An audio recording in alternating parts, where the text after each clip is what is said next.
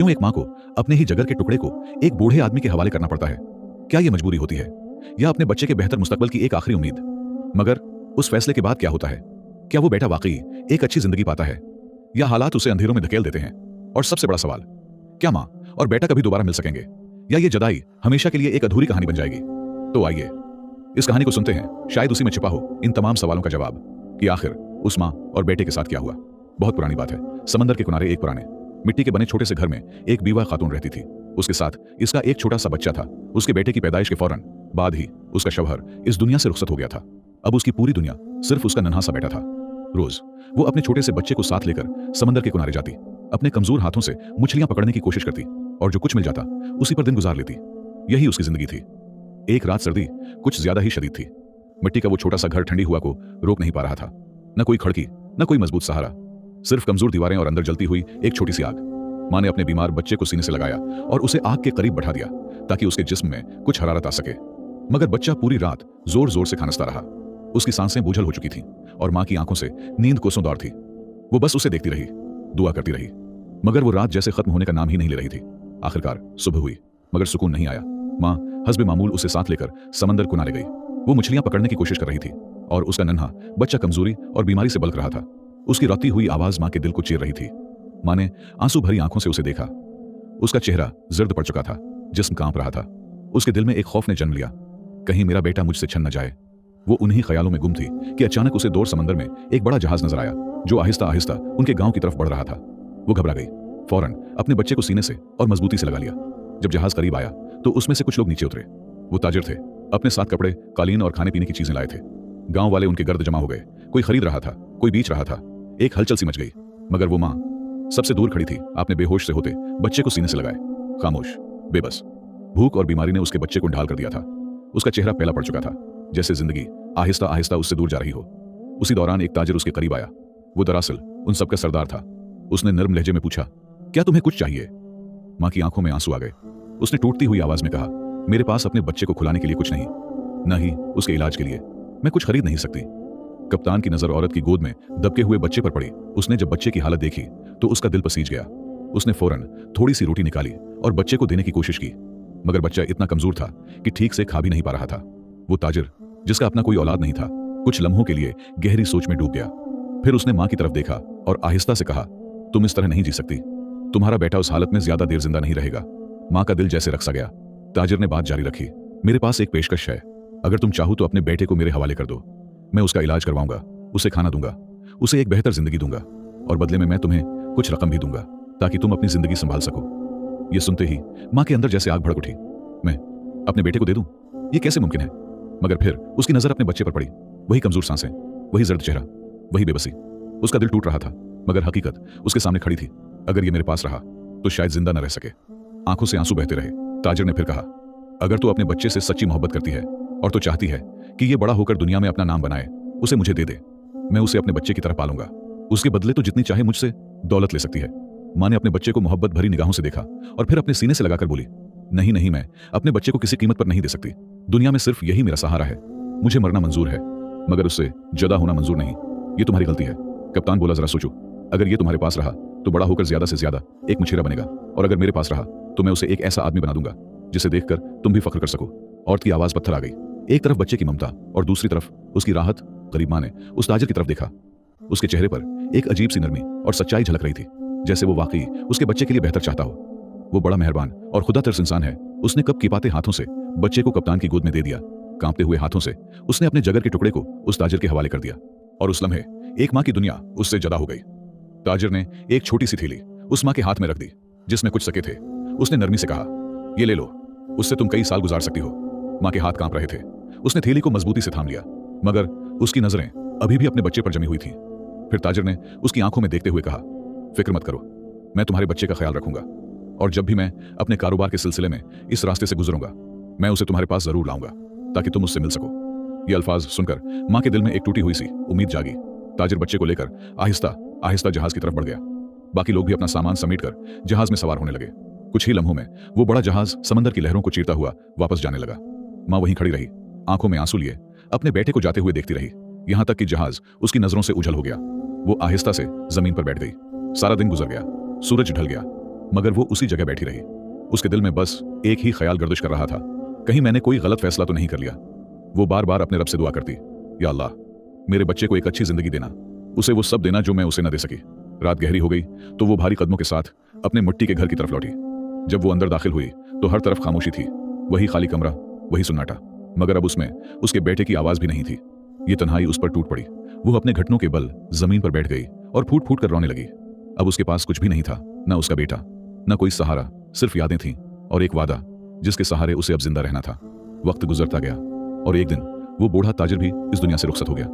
उसके जाने के बाद उसके कारोबार और जिम्मेदारियों को उसके भाई सालिम ने संभाल लिया। वही बच्चा जिसे बरसों पहले एक माँ ने आंसुओं के साथ रुखसत किया था, उसका नाम जहरान था। वक्त के साथ वो एक जवान, ज़हीन और समझदार इंसान बन चुका था। वो कारोबार की बारीकियों को खूब समझता था, हर मामले में महारत रखता था और अपनी अक्ल वो फहम से सबको मुतासिर करता था। सालिम भी उस पर भरोसा करता और उसे अपने ही बेटे की तरह चाहता था, मगर हकीकत से दोनों ही बेखबर थे। सालिम नहीं जानता था कि कहीं दौर समंदर के किनारे एक माँ अपने बेटे के इंतजार में जिंदगी गुजार रही है, और जहरान को भी ये मालूम न था कि उसकी एक माँ है जो आज भी उसी बसीदा मिट्टी के घर में बैठी उसकी राह तक रही है। दूसरी तरफ वो माँ अब बहुत कमजोर हो चुकी थी। वक्त ने उसके जिस्म को थका दिया था, मगर उसके दिल में इंतजार आज भी जिंदा था। वो हर रोज समंदर के किनारे जाकर बैठती, दौर तक फैले पानी को देखती और हर लहर के साथ एक ही उम्मीद बांधती, शायद आज मेरा बेटा वापस आ जाए। मगर उसे यह मालूम न था कि उसका बेटा जहरान अब एक नई दुनिया में खो चुका है और अपनी असल हकीकत से बिल्कुल बेखबर है। यूं एक माँ का इंतजार और एक बेटे की बेखबरी वक्त के साथ एक खामोश कहानी बनते जा रहे थे। जब जहरान सालिम से अपने माँ बाप के बारे में पूछता था तो उसकी आवाज में एक अजीब सी बेचैनी होती थी। चचा, मेरी माँ कौन है? मेरा बाप कौन था? मैं कहां से आया हूं? यह सुनकर सालिम कुछ लम्हों के लिए खामोश हो जाता, जैसे वो खुद भी इस सवाल का जवाब ढूंढ रहा हो। फिर वो आहिस्ता से कहता, जहरान, सच यह है कि मैं भी तुम्हारे बारे में कुछ नहीं जानता। मेरे भाई तुम्हें कहीं से लेकर आए थे, मगर कहां से, क्यों और तुम कौन हो, ये सब वही जानते थे। लेकिन उनकी मौत अचानक हुई और वो मुझे कुछ बता ही न सके। ये सुनकर जहरान खामोश हो जाता। अब जहरान सालिम के साथ उसी जगह काम कर रहा था जहां कभी वो बूढ़ा ताजिर हुआ करता था। वक्त ने उसे एक मेहनती, समझदार और बावकार इंसान बना दिया था। वो हर काम पूरी लगन से करता, दिन रात मेहनत करता और अपने अखलाक और जहानत से हर किसी के दिल पर असर छोड़ता। सालिम भी उस पर बहुत भरोसा करता था और दोनों मिलकर कारोबार को आगे बढ़ा रहे थे। उनके पास 5 बड़े जहाज थे। वो शहर शहर, गांव गांव सफर करते, तिजारत करते और कामयाबी हासिल करते जा रहे थे। जहरान की जिंदगी का ज्यादातर हिस्सा समंदर पर गुजरने लगा, लहरों के बीच, हवा के शोर में, और समंदर उसकी जिंदगी का असल साथी बन चुका था। वो अब एक माहिर ताजिर था, हर रास्ते, हर बंदरगाह, हर सौदे से वाकिफ। मगर फिर भी उसके दिल के किसी कोने में एक खालीपन बाकी था, एक ऐसा एहसास जिसे वो खुद भी पूरी तरह समझ नहीं पाता था। और फिर एक दिन अल्लाह ने जैसे उसकी जिंदगी का रख बदलने का फैसला कर लिया। एक ऐसा वक्त आया जब समंदर ने अपनी असल ताकत दिखाई। तेज हवाएं चलने लगें, आसमान पर सियाह बादल छा गए और एक खौफनाक तूफान ने समंदर को अपनी लपेट में ले लिया। ये आम तूफान नहीं था। लोग कहते थे कि ऐसा तूफान बरसों में एक बार आता है। लहरें पहाड़ों की तरह बुलंद हो रही थीं, हवा इतनी तेज थी कि खड़ा रहना मुश्किल हो जाता और बिजली की गुरज से दिल दहल उठता था। कोई भी जहाज इस तूफान में सफर करने की हिम्मत नहीं कर रहा था। सब जानते थे कि अगर किसी ने उसमें कदम रखा तो शायद वो कभी वापस ना आ सके। दिन गुजरते गए, फिर हफ्ते भी गुजरने लगे, मगर तूफान थमने का नाम ही नहीं ले रहा था। उसका असर हर तरफ पड़ने लगा। कारोबार रुक गया, सामान खराब होने लगा, खाने पीने की चीजें जाया होने लगे। जहरान और सालिम भी शदीद परेशानी में थे। वो अपने जहाजों और सामान को देखते और फिक्र में डूब जाते। एक दिन दोनों बैठे थे और खामोशी के बाद जहरान ने कहा, अगर हम यूं ही रखे रहे तो हमारा सारा सामान खराब हो जाएगा। सालिम ने गहरी सांस ली, और अगर हम तूफान में निकले तो अपनी जान भी खो सकते हैं। दोनों के दरमियान एक भारी खामोशी छा गई। ये एक ऐसा फैसला था जहां एक तरफ नुकसान था और दूसरी तरफ मौत का खतरा। जहरान दूर समंदर की तरफ देख रहा था और गहरी सोच में डूबा हुआ था। उसके दिल में एक ही सवाल गूंज रहा था, हम क्या करें? आखिरकार उसने खामोशी तोड़ी। वो सालिम की तरफ मुड़ा, अगर हम यूं नहीं इंतजार करते रहे तो हमारा सब कुछ खत्म हो जाएगा। हमें उस तूफान से गुजरना ही होगा। हम अल्लाह पर तवक्कल करते हैं और आगे बढ़ते हैं। या तो हम कामयाब होंगे या सब कुछ खो देंगे, मगर यूं बैठे रहना भी तबाही है। सालिम ने फौरन इनकार में सर हिलाया। यह बहुत बड़ा खतरा है जहरान, हम अपनी जान भी खो सकते हैं। हम ऐसा नहीं कर सकते। मगर जहरान की आंखों में एक अजीब सी जिद और यकीन था। अगर आप नहीं जाना चाहते तो मुझे जाने दें, मैं अकेला चला जाऊंगा। यह सुनकर सालिम का दिल धड़क उठा। वो जहरान को अपने बेटे की तरह चाहता था, उसे अकेला खतरे में कैसे जाने देता? उसने फौरन कहा, नहीं, अगर मैं नहीं जा सकता तो तुम भी नहीं जाओगे। मैं तुम्हें अकेला नहीं छोड़ सकता, मैं तुम्हें कुछ नहीं होने दूंगा। मगर जैसे समंदर खुद जहरान को पुकार रहा था, उसके अंदर एक अजीब सी जिद जाग उठी थी। उसने पुरज़म आवाज में कहा, मुझे जाना होगा। सालिम ने उसे बहुत रोकने की कोशिश की, मगर आखिरकार हार मान ली। मगर एक शर्त के साथ, अगर तुम जाओगे तो मैं भी तुम्हारे साथ जाऊंगा। अगर कुछ होगा तो हम दोनों के साथ होगा, और 5 जहाजों को संभालना भी अकेले मुमकिन नहीं। जहरान ने इस बात में सर हिला दिया। लम्हों की खामोशी के बाद दोनों का फैसला हो चुका था। फौरन अहकामात दिए गए। सब लोग तैयारी करो, हर चीज को मजबूती से बांध लो, कल सुबह हम तूफान का सामना करेंगे। मुल्ला फौरन काम में लग गए। रस्सियों को किसा गया, सामान बांधा गया, हर चीज को महफूज करने की कोशिश की गई। रात गहरी हो चुकी थी, मगर जहरान की आंखों में नींद नहीं थी। दिल ही दिल में सोच रहा था, यह फैसला अगर गलत साबित हुआ तो मैंने ये फैसला किया है, अगर कुछ हुआ तो सारी जिम्मेदारी मुझ पर होगी। फिर वो सालिम के पास गया। हमें अपने 2 जहाज यहीं छोड़ देने चाहिए, अगर बाकी 3 को कुछ हो गया तो कम इस कम हमारे पास कुछ बाकी तो होगा। सालिम ने यह सुना तो उसने सर हिलाया। तुमने ठीक सोचा है, यह बहुत समझदारी की बात है।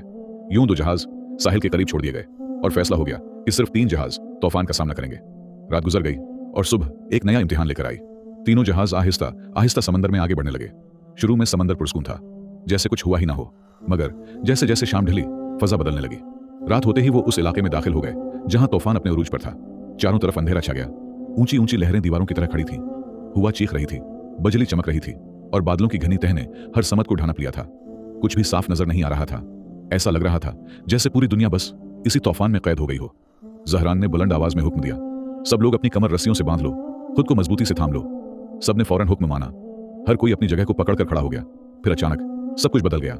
लहरें और भी बुलंद हो गईं। जहाज एक तरफ से दूसरी तरफ झूलने लगे।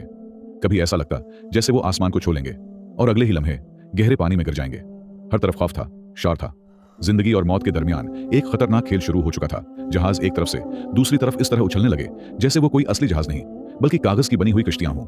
अचानक आसमान को चीरती हुई एक खौफनाक बजली कड़की। ऐसा लगा जैसे वो सीधा जहाजों के दरमियान आ गिरी हो। उस एक लम्हे ने सब कुछ बदल दिया। तेज रोशनी ने हर आंख को चिंधिया दिया और अगले ही लम्हे जोरदार गुर्ज ने समंदर को हिलाकर रख दिया। घबराहट में मिलाहों के हाथ कांप गए और जहाजों की समतें बिगड़ने लगे। एक जहाज फौरन एक तरफ मुड़ गया, दूसरा तेज लहरों के साथ किसी और समत बह गया और तीसरा, जिस पर जहरान था, अचानक एक अलग ही रख पर धकेल दिया गया। सब कुछ इतनी तेजी से हुआ कि किसी को संभलने का मौका ही न मिला। जहरान ने फौरन चीखकर हुक्म दिया, रख बदलाओ, जहाज को संभालो, उसे सीधा रखो। मगर तूफान अब किसी के काबू में नहीं था। लहरें अब भी जहाज को उछाल रही थीं, मगर कुछ देर बाद जैसे जैसे वो आगे बढ़ा, तूफान की शिद्दत कम होने लगी। जहरान ने हानिपते हुए इधर उधर देखा। उसकी नजरें बाकी जहाजों को ढूंढ रही थीं, मगर वहां कुछ भी नहीं था। जहरान ने फौरन वो आला उठाया जिससे दौर की चीजें देखी जाती थीं और बेचैनी से चारों तरफ देखने लगा। वो बार बार उफुक को देखता रहा, शायद कोई जहाज नजर आ जाए, मगर हर तरफ सिर्फ ऊंची ऊंची लहरें थीं। न कोई जहाज दिखाई दे रहा था, न कोई निशान। ऐसा लग रहा था जैसे वो रास्ता ही भूल चुके हों। न ये मालूम कहां से आए थे और न ये कि कहां जाना है। सारी रात उसी खौफ और बेयकीनी में गुजर गई। जहाज लहरों के साथ बहता रहा और जहरान की नजरें अंधेरे में कुछ ढूंढती रहीं। जब सुबह हुई तो सूरज की रोशनी में एक तल्ख हकीकत सामने आई। चारों तरफ सिर्फ समंदर था, कोई रास्ता नहीं, कोई पहचान नहीं। जहरान ने गहरी सांस ली और कहा, हमें आगे बढ़ना होगा जब तक हमें कोई जमीन न मिल जाए, कोई ऐसी जगह जहां से हमें रास्ता मालूम हो सके। जहाज आहिस्ता आहिस्ता आगे बढ़ने लगा, मगर उसके दिल में बेचैनी बढ़ती जा रही थी। वो बार बार सोच रहा था कि बाकी जहाजों का क्या हुआ होगा और सालिम के बारे में भी उसका दिल परेशान था। अल्लाह करे वो ठीक हो। सफर जारी रहा और काफी देर बाद उसकी नजर दौड़ कहीं एक मुख्तलिफ मंजर पर पड़ी। ये समंदर नहीं था, वहां कुछ और था। वो फौरन सीधा खड़ा हो गया और गौर से देखने लगा। हाँ, वो जमीन थी। उसके चेहरे पर उम्मीद की एक झलक आई। उसने फौरन हुक्म दिया, जहाज का रख उस तरफ मोड़ो। मलाहों ने फौरन जहाज मोड़ा और जैसे जैसे वो करीब पहुंचे, वो मंजर वाज़ेह होता गया। आखिरकार वो एक गांव के करीब पहुंच चुके थे। जब जहरान के जहाज उस गांव के करीब पहुंचे तो एक अजीब सा मंजर उसके सामने आया। कहानी को आगे बढ़ाने से पहले एक छोटी सी बात, आप ये कहानी किस मुल्क से देख रहे हैं हमें कमेंट्स में जरूर बताएं और ये भी बताएं कि आपको अब तक की कहानी कैसी लगी। अगर आपको कहानी पसंद आ रही है तो वीडियो को लाइक करें, चैनल को सब्सक्राइब करें और उस कहानी को अपने दोस्तों के साथ जरूर शेयर करें ताकि वो भी उस खूबसूरत कहानी से लुत्फ उठा सकें। अब चलते हैं कहानी के अगले हिस्से की तरफ। गांव के लोग दूर से ही जहाजों को देखकर दौड़ते हुए साहिल की तरफ आने लगे। कोई खुशी से चीख रहा था, कोई हाथ उठाकर इशारे कर रहा था। कुछ लोगों की आंखों में आंसू थे, जैसे बरसों बाद उन्हें कोई उम्मीद नजर आई हो। बच्चे खुशी से उछल रहे थे, औरतें दुआ कर रही थीं और मर्द बेअख्तियार साहिल की तरफ भाग रहे थे। ये सिर्फ जहाजों का आना नहीं था, ये उनके लिए जिंदगी की वापसी थी। जहरान ये सब देखकर हैरान भी हुआ और उसके दिल में एक अजीब सी खुशी भी उभरी। उसने अपने साथियों से कहा, तुम लोग यहीं रहो, मैं खुद जाकर उनसे मिलता हूं। फिर उसने जहाज को साहिल के करीब बंधवाने का हुक्म दिया और खुद नीचे उतरकर गांव वालों की तरफ बढ़ा। लोग उसके गर्द जमा हो गए। खुशी उनके चेहरों से साफ जाहिर हो रही थी। जहरान उन्हें देखकर मुस्कुराया। उसे महसूस हुआ जैसे वो वाकई किसी की मदद बनकर आया है। मगर इसी लम्हे उसकी नजर हुजूम से कुछ फासले पर पड़ी, जहां 3 आदमी एक बूढ़े शख्स को मार रहे थे। जहरान के चेहरे की मुस्कुराहट फौरन गायब हो गई। उसने अपने साथियों की तरफ मुड़कर कहा, तुम लोग यहाँ के लोगों को उनकी जरूरत की चीजें बेचना शुरू करो। जो वो लेना चाहें उन्हें दे दो, मैं अभी वापस आता हूँ। ये कहकर वो तेजी से उनकी तरफ बढ़ा और बुलंद आवाज में कहा, ये तुम लोग क्या कर रहे हो, उसे छोड़ दो। उनमें से एक आदमी ने गुस्से से जवाब दिया, उसने हमसे कर्ज लिया था और अब वापस नहीं कर रहा। हमें अपना कर्ज वापस चाहिए। हम उस जहाज से कुछ चीजें खरीदना चाहते हैं, मगर इसके पास हमारे पैसे हैं और ये दे नहीं रहा। जहरान ने फौरन पूछा, कितना कर्ज है? 3 चांदी के सिक्के। जहरान ने फौरन सिक्के निकालकर उन्हें दे दिए। ये लो और उसे छोड़ दो। वो लोग सिक्के लेकर वहां से चले गए। जहरान फौरन उस जख्मी शख्स के पास झुका। वो एक बूढ़ा आदमी था, कमजोर और जख्मी। जहरान ने उसे सहारा दिया, उसके जख्म साफ किए और नरमी से पूछा, बाबा आपने कर्ज क्यों लिया था? बूढ़े आदमी ने बेमुश्किल आंखें खोलें और कमजोर आवाज में कहा, बेटा मैं बहुत बीमार हो गया था। एक हकीम ने कहा था कि वो मेरा इलाज करेगा, मगर उसके लिए 3 चांदी के सिक्के मांगे। मजबूरी में मुझे उन लोगों से कर्ज लेना पड़ा। वो थोड़ा रुका, फिर आहिस्ता से बोला, मगर अब मेरे पास कुछ भी नहीं है कि उन्हें वापस दे सकूं, इसीलिए वो मुझे मार रहे थे। जहरान ने फौरन उस बूढ़े आदमी को सहारा दिया, फिर उसे अपनी पीठ पर उठाया और नरमी से कहा, बाबा मुझे अपना घर बताएं, मैं आपको वहां ले चलता हूं। बूढ़े आदमी ने कमजोर हाथ से इशारा किया और जहरान उसे लेकर आहिस्ता आहिस्ता गांव की गलियों से गुजरता हुआ उसके घर तक पहुंच गया। जब वो अंदर दाखिल हुआ तो सामने का मंजर देखकर उसके कदम जैसे रख गए। वो कोई घर नहीं था, बस मिट्टी की टूटी हुई दीवारें थीं, छत भी अधूरी सी और अंदर खालीपन के सिवा कुछ नहीं था। इसी लम्हे एक बूढ़ी औरत ने उन्हें देखा। जैसे ही उसकी नजर अपने जख्मी शौहर पर पड़ी, वो घबरा गई। फौरन उसके पास दौड़ी, आंखों में आंसू भर आए और बेचैन होकर कहने लगी, ये क्या हुआ? आपको किसने मारा? वो फौरन पानी ले आई, उसके जख्म साफ करने लगी, उसे सहारा दिया और कांपते हाथों से उसकी देखभाल करने लगी। ये सब देखकर जहरान का दिल भर आया। उसने आहिस्ता से पूछा, क्या आप लोग वाकई यहां रहते हैं? बूढ़े आदमी और उसकी बीवी ने एक दूसरे की तरफ देखा, फिर हल्की सी मुस्कुराहट के साथ बोले, हाँ बेटा, यही हमारा घर है, कई सालों से हम यहीं रह रहे हैं। जहरान की आंखों में हैरत और दुख था, मगर आप लोग यहां कैसे जिंदा हैं? यहां तो कुछ भी नहीं। बूढ़ी औरत ने गहरी सांस ली और आहिस्ता से कहा, बेटा इस गांव में सभी ऐसे हैं, यहां किसी के पास कुछ नहीं। वो बोली, पहले यहां जिंदगी बेहतर थी, ताजिर आते थे, जहाज रखते थे, हम अपनी हाथ की बनी चीजें बेच लेते थे और गुजारा हो जाता था। उसकी आवाज आहिस्ता आहिस्ता भरने लगी, मगर फिर वक्त बदल गया, साल गुजरते गए और आहिस्ता आहिस्ता जहाज आना बंद हो गए। बूढ़े आदमी ने भी धीरे से कहा, अब तो जैसे ये गांव दुनिया से कट गया है, न कोई आता है न कोई जाता है। बूढ़ा आदमी भी धीरे से बोला, हर घर में यही हाल है, सब लोग मुश्किल वक्त से गुजर रहे हैं, कोई किसी की मदद नहीं कर सकता। जहरान कुछ देर खामोश रहा, फिर उसने आहिस्ता से पूछा, आप लोग इस गांव से शहर क्यों नहीं चले जाते? वहां जाकर अपनी चीजें बेच सकते हैं, शायद जिंदगी आसान हो जाए। बूढ़ी औरत ने हल्की सी अफसरदा मुस्कुराहट के साथ उसकी तरफ देखा और कहा, बेटा जाना इतना आसान नहीं होता जितना तुम समझ रहे हो। हमारे पास तुम्हारे जैसे मजबूत और बड़े जहाज नहीं हैं, हमारे पास तो छोटी छोटी कश्तियां हैं जो इस बड़े समंदर को पार नहीं कर सकते। उसने समंदर की तरफ इशारा किया, यह समंदर बहुत विसिया है, बहुत खतरनाक, तुम जैसे लोग ही उसे पार कर सकते हैं, उसीलिए हम कहीं जा नहीं सकते, हम बस यहीं रहते हैं, इंतजार करते हैं कि कभी कोई ताजिर आए, हमसे कुछ खरीदे और हमें जिंदा रहने का एक और मौका दे जाए। यह सुनकर जहरान के दिल में अजीब सा दर्द उभरा। अब उसे समझ आ रहा था कि यह सिर्फ एक घर की कहानी नहीं, बल्कि पूरे गांव की तकदीर बन चुकी है। बूढ़े आदमी की बातें सुनकर जहरान गहरी सोच में डूब गया। वो घर से बाहर निकला और समंदर की तरफ देखने लगा। उसके दिल में एक अजीब एहसास पैदा हो रहा था। उसने खुद से कहा, अल्लाह ही मुझे यहां लाया है, ये तूफान, ये रास्ता बदलना, सब कुछ एक वजह से हुआ है। शायद अल्लाह चाहता है कि मैं इन लोगों की मदद करूं। उसी लम्हे उसने फैसला कर लिया कि वो इस गांव को कभी नहीं भूलेगा। वो हर महीने यहां आएगा, उनके लिए जरूरी चीजें लाएगा और उनसे ज्यादा कीमत नहीं लेगा ताकि वो आसानी से खरीद सकें। वो गांव के बड़ों के पास गया और उनसे पूछा कि ये जगह कहां वाक़ई है। उन्होंने उसे एक सादा सा नक्शा दिखाया और रास्ता समझा दिया। फिर जहरान ने गांव वालों से कहा कि जो भी चीज उन्हें चाहिए वो उसके जहाज से ले सकते हैं। उसने सबको मुनासिब कीमत पर चीजें दें। लोगों की आंखों में खुशी के आंसू आ गए। कई सालों बाद उन्हें ऐसा लगा जैसे जिंदगी दोबारा लौट आई हो। फिर जहरान ने सबके सामने वादा किया कि वो हर महीने आएगा और उनकी जरूरियात पूरी करेगा ताकि ये गांव दोबारा आबाद हो सके। उसके बाद जहरान अपने सफर पर निकला। उसने दूसरे शहरों में जाकर अपना बाकी सामान बेचा, मगर उसके दिल में वो गांव हमेशा के लिए बस गया था। रास्ते में उसे सालिम की वो बात याद आई कि अगर कभी वो बिछड़ जाएं तो अपने शहर वापस आकर मिलेंगे। चनांचा वो अपने शहर वापस आया। वहां पहुंचकर उसने देखा कि सालिम का जहाज पहले ही आ चुका है। दोनों एक दूसरे से मिले और खुशी से गले लग गए। सालिम ने उससे पूछा कि वो कहां था, तो जहरान ने उसे सारी कहानी सुना दी। सालिम ने भी बताया कि वो लोग भी बिछड़ गए थे, मगर दूसरे शहर जाकर सामान बेचकर वापस आ गए और वो उसका इंतजार कर रहे थे।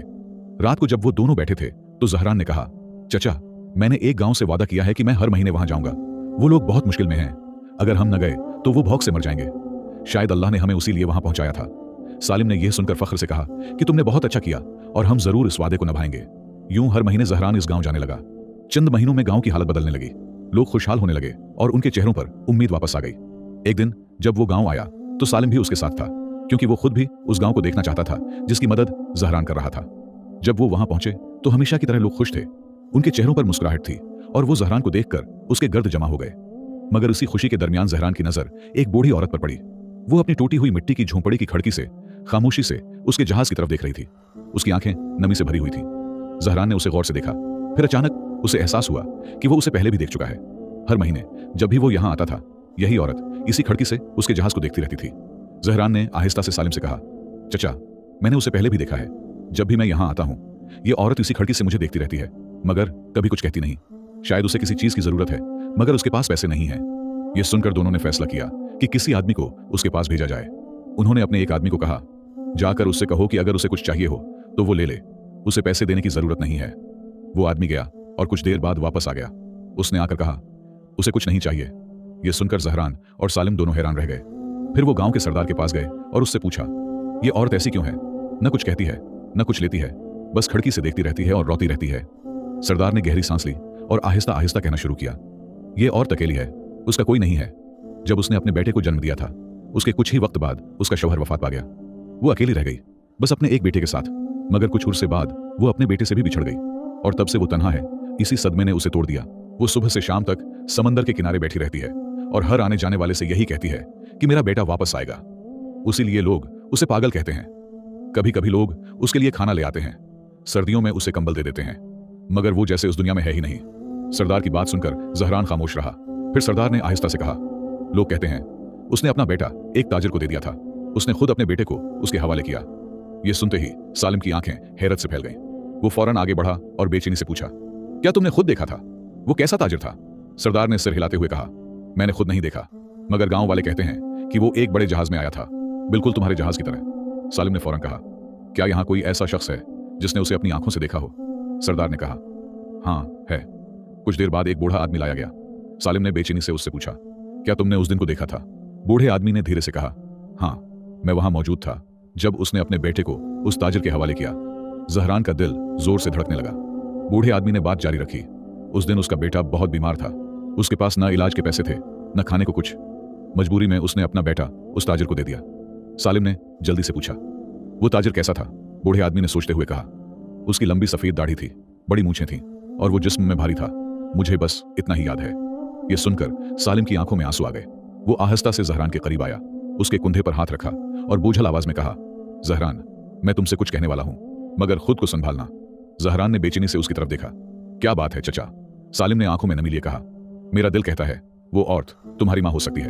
यह सुनकर जहरान जैसे टूट गया। यह कैसे मुमकिन है? आप ये कैसे कह सकते हैं? सालिम ने धीरे से कहा, मैंने एक बार अपने भाई के बारे में सुना था कि उसने किसी से एक बच्चा लिया था और उसे कुछ सिक्के दिए थे। मैंने बस सुना था, पूरी बात कभी नहीं जानी। वो रुका, फिर बोला, और जो निशानियां ये बता रहा है, लंबी सफेद दाढ़ी, बड़ी मूंछें, वो सब मेरे भाई की थीं। तुम उस वक्त बहुत छोटे थे, इसलिए तुम्हें कुछ याद नहीं, मगर मुझे याद है। जहरान की आंखों से आंसू बहने लगे। वो एक लम्हा भी रुका नहीं, फौरन उस झोंपड़ी की तरफ दौड़ पड़ा। सालिम और सरदार भी उसके पीछे पीछे गए। जब जहरान अंदर दाखिल हुआ तो उसने टूटा हुआ घर देखा, 4 खस्ता दीवारें, अंदर कुछ भी नहीं था, बस एक छोटा सा बर्तन रखा हुआ था। यह मंजर देखकर उसका दिल टूट गया। वो रोते हुए उस बूढ़ी औरत के करीब गया और कांपती हुई आवाज में पूछा, आप यहां क्यों बैठी रहती हैं? आप किसका इंतजार कर रही हैं? वो बूढ़ी औरत आहिस्ता आहिस्ता जहरान के करीब आई। उसकी आंखें कमजोर थीं, मगर उनमें बरसों का इंतजार साफ दिखाई दे रहा था। उसने धीरे से कहा, मैं अपने बेटे का इंतजार कर रही हूं, क्या तुम उसे मेरे पास ला सकते हो? जहरान की सांस रक सी गई। उसने नरमी से पूछा, आपका बेटा कैसा था? आप अब तक उसका इंतजार क्यों कर रही हैं? बूढ़ी औरत की आंखों से आंसू बहने लगे। एक ताजिर उसे मुझसे ले गया था। उसने वादा किया था कि वो उसे वापस लाएगा, मगर वो कभी नहीं आया। उसने मुझसे झूठ बोला। वो घुटनों के बल बैठ गई, हाथ जोड़ लिए और रोते हुए बार बार कहने लगी, क्या तुम उसे मेरे पास ला सकते हो?